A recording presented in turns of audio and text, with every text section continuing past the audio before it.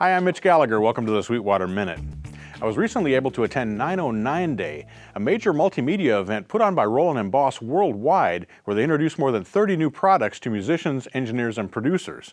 The event took place at 601 Studios, and while I was there, I was able to talk to one of the resident engineer producers, Liesegang, about his time with 9 Inch Nails, the founding of Filter with Richard Patrick, and his work on commercials, television, and film. Check this out. Hi, I'm Mitch Gallagher from Sweetwater. I'm coming to you from Burbank, California at 601 Studios, and we're in the studio with a guest. We have Liesegang here. Very nice to meet you, Mitch. Nice to meet you as well. Thanks for taking some time to sit down with us. Anytime. Absolutely. So you have to tell us, how does a philosophy major end up playing guitar on 9 Inch Nails? Good question. Yeah, I'd finished school. I'd met Trent Reznor. His girlfriend was living with my girlfriend at the time, and I called my girlfriend up, said, you should check out this band 9 Inch Nails. She said, that's funny, I'm living with Trent Reznor's girlfriend. He and I met back in the early days, Pretty Hate Machine, the first 9 Inch Nails record, and said, hey, when you're done with college, you want a job? I was like, yes, and so I was starting my master's in philosophy, and instead I was like, well, I can do that anytime. And I was fortunate enough, I moved down and I lived with Trent in a house in New Orleans, and we started working on, we did an EP called Broken. I was working for him then and started the Downward Spiral. And but it was great working with him and Flood, and yeah, learned a lot at a young age. It was Absolutely, a very fortuitous experience. Absolutely. From guys like that. So, and then from there, Filter with Richard Patrick. Yeah, how did that come about? That started, Rich and I had met in 9 Inch Nails. We were shooting a video, and there were songs that we had wanted to do, and Trent obviously is such a great songwriter and had a very clear vision for what he wanted to do, but Richard and I were both songwriters as well, and it just seemed that could not be encapsulated in the greater 9 Inch Nails umbrella. And so, without any acrimony, it was like, okay, we have a record to make, and there's no malice. I mean, obviously Trent Reznor is Trent Reznor, and for a reason. So we went off and did the first Filter record. Had some great success with that. And that was a lot of fun. Yeah, no doubt, no doubt. So since then, Billy Corgan, all kinds of great credits, and you've been doing some music for commercials, some film scoring, TV kind of things as well. So you've had quite a career. Yeah, in the modern era, obviously the days of making a record and spending a year ruminating on it are gone, unless you are Tom York or Daft Punk. It's very difficult. So you had to change the times, and kids aren't buying records. So there's many different. The demand for content is increasing at such a great rate, but and the tools have gotten so much better, as you well know. So you have to wear many different hats, and I love producing, I love writing, I like working with bands, I like working on scores. It's every day can be a different adventure. Right, right, absolutely, absolutely. So did you have all those chops when you started out, or did you go into 9 Inch Nails as mainly an instrumentalist and develop the rest of it? Or?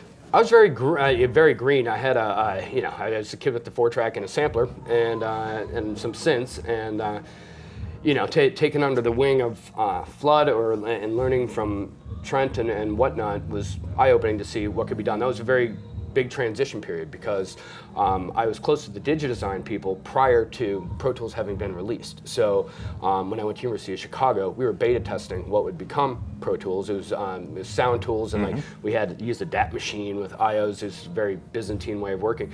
But when I had a beta of Opcode Studio Vision, beloved Opcode, and so we were able to run through a DAT machine, and it's like, wow, all of a sudden I can record guitar and vocals and use my synth at the same time and not have to have a big tape machine and expensive setup. And so it really, I was like probably one of the first generation that didn't have to use tape and produce a finished product. The first Filter record we did, we just had a 4-channel Pro Tools system, and with Studio Vision as a front end and sample cell cards, and then we just bounced the tracks to 8-head eventually. And so you made a lot of instrumentation decisions based on track limitations. So we'd have 2 tracks of guitars, 1 track of vocals, and a track of bass, and then we'd do the drums and sample cell or guys or what have you. Right. Right. It was a revelation to work that way. Yeah, and people were like, what? Yeah, but it worked for us, and it enabled us to stay in a house and just be 2 independent people without having to spend a lot of money going to studios at the time, and it was, Right, right. So now you basically reside in this room here at 601 Studios. Tell us a little bit about the room. Yeah, this room, Carrie Brown, my producer partner here, there's another room adjacent to this. We were doing a lot of work, and he's like, well, but why don't you work here more often? And I was just, well, too many cooks in one kitchen. He said, well, there's another room over here. Why don't you bring your studio here? And I'm like, well, I still like to work at home. And so we just built another room in here, and it's very easy. You know, it's like I have the same one-to-one setup at my house as I was explaining to you earlier, so I can start projects here. Gets to be the late hours if I wake up in the middle of the night. I just plug in my iLock thumbstick and continue working, and can bring it back here. Right. But it's nice to work in a building with different people because there's film and television offices here, other musicians working, so there's a lot of great, I like to work alone a lot, but sometimes it's great to interact with other artists and other people, even if it's in different fields. Right, right. Now 601 Studios is kind of an artist collective. You've got a lot of different mediums going on here at the same time. Yeah, we have like theater groups. Like I said, Carrie's wife, she had produced Hateful Eight most recently, but did Pulp Fiction, Django Unchained, and many other films. There's television offices, shows in production here. So it's very multimedia, and we, there's actors that are part of the collective, that'll theater events, and so it's a 10,000 square foot facility that can morph to meet many things. Right, right. That's very cool. So we live in an age of multimedia. So. Yeah, yeah. And what's going on here today is 909 Day, which is a huge event being put on by Roland and Boss, where they're releasing more than 30 products worldwide, actually in cities around the world, and kind of bringing it all together here as the headquarters. And you've got this room very well stocked with rolling gear. Yeah, it does look a little bit like a Roland showroom right now. What's the connection there? How did you? The connection, it was great. A year and a half ago, we met with Brian Alley from Roland, and we were talking about, it was basically about getting some artist deals on some particular gear with an actor we were working with, and he saw my passion, unmitigated zeal for some of the new products that had coming out, and we started talking, and we're like, he's like, I've never said this, what if we started working together, like you can test our products, we'll have prototypes, ideas, we can run past you, talk to some of the developers, because Roland, prior to that, there was perceived very much as gentlemen in lab coats designing stuff in Japan and then sending it to the foreign shores, and who knows what would come of it. Like, the 303 ended up being a totally different product than what they thought it was when it was designed. Right. Likewise with a lot of their synths, and the 909 or the 808 doesn't sound like any drummer I ever heard before, but it obviously created whole genres. That's right. So they kind of decided to talk to artists more, and as opposed to doing so in a NAMM situation or necessarily in like artist deal kind of thing, is to actually, when they're working on products, to start the conversation early and see where things are going, and to more organically develop a conversation, which is more comfortable and less of a shill event, and because they can be critical of us, we can be critical of them, and so I just think if more companies paid more attention to what artists want, it helps a great deal. And for a big corporation like Roland, it's obviously very difficult compared to some of the more boutique companies out there, but it's been a very positive experience. Yeah, absolutely. It allows them to get the real world perspective of somebody who's using the gear every day to actually make music and do productions and things, and that has to be so valuable in that whole product development process. Yeah, because it would be like, why don't, like, the Ace Suzuki, one of the revered designers over there, like, we met, first time we met around Christmas of last year, and we had some stuff we'd drawn up on cocktail napkins and whatnot, and we went out to dinner, and we came back, we were here till 2:30 in the morning, and he was showing us some new products, so it was going to become the AO1 later, and I was here with Bon Harris from Knights of Ebb, and we're like, what if it did this, what if it did that, and he's like, and he gets on the phone with Japan, and on the phone talking there, and he's crawling behind my rig and trying to, and but some of those ideas ended up being implemented in future firmware upgrades and whatnot, and it just feels natural. Yeah, right. No, I think everybody benefits. It's a synergistic kind of thing to get that input. So yeah, that's very, very cool. And of course, I'm a geek, so I love seeing things before their time. Right. So Roland is introducing, and Boss are introducing a ton of new products here at 909 Day. Anything caught your eye? What's been jumping out? Well, there's my particular favorite. I was one, and it's a famous joke with me and some of my friends at Roland. It's like when the ACB technology came out initially. I was one of the critics on gear slots and whatnot, and then I heard it.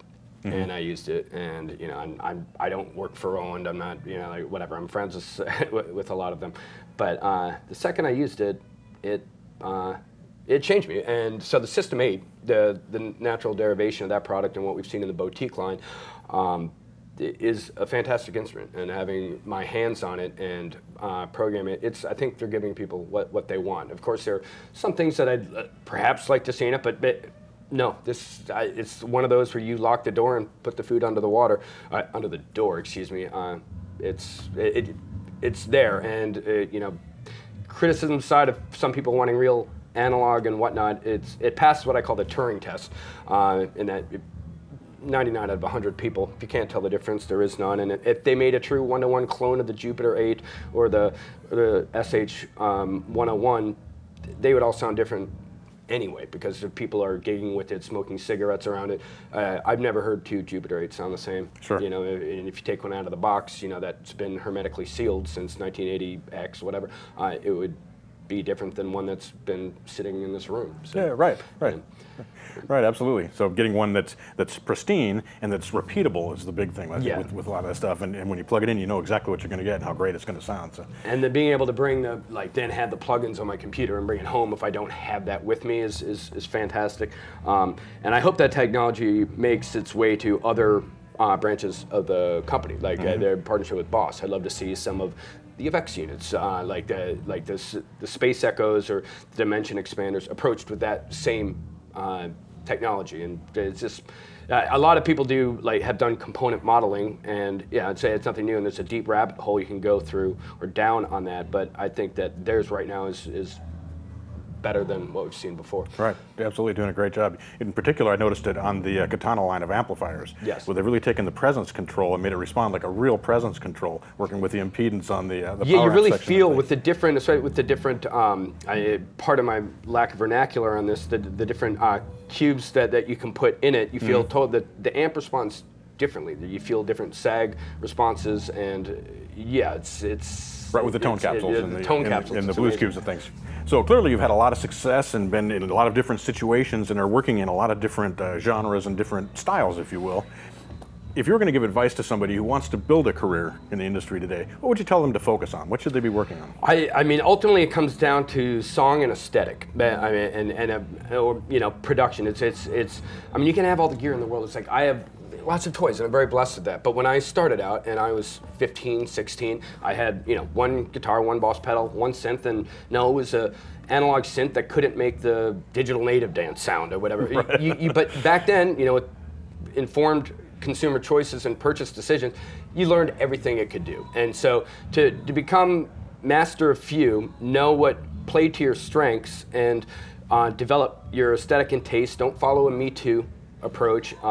Develop your own sound and find your own way to communicate, because art is about communicating, and the only thing that makes it different is how you do it. So someone else with Jimi Hendrix with this guitar is going to do something different than I will. Same thing with the synthesizer. I mean, I've heard what they've done with the presets in the System 8. When I first checked it out, it had nothing in it. I made a bunch of sounds markedly different than what they designed for the showroom floor. But I think kids today have to pull their sleeves up, develop their own sound and their own voice, and that's what we do this for. And now that there's no money in selling records, the only people really left standing are those that really love it and want to do it. It's not a get-rich scenario anymore, and so you got to love what you do, and the way you love what you do is to truly do it and dig in. Right, absolutely. Great advice. Great advice. So I understand you're a Sweetwater customer. Yes. Yeah. Yes, I've made many purchases from Sweetwater over the years. Carson is my rep over there, and he and I speak, and it's great because you can get the guys on the phone, and if you have a question about something, regardless of hour and whatnot, the best thing, I mean, people can go on eBay or Amazon and buy something, which stinks for a lot of brick and mortar or shops or whatnot, because they'll use it as a showroom floor and then purchase someplace else. But customer support at the end of the day is, especially in the world of increasing technology that we live in, that when you buy something, you have a question 5 months later, and you're not abandoned on an island is value. Right. Well, awesome. We appreciate you. Appreciate you being a customer. Thanks very much, and we appreciate you taking time today. I know Anytime. It's busy here with all the 909 activities going on. Yeah, it'll be a little and everything, crazy in the next day and a half, but it's going to be exciting. It's been a blast. Yeah. It was great to meet you. Thanks so much. Thanks for your time. Appreciate Anytime. it. I hope you enjoyed this interview with Brian Liesegang. The entire 909 Day event was huge. Be sure to check out all our videos on the individual products that were released at the event as well. Thanks for joining me for the Sweetwater Minute. I'm Mitch Gallagher.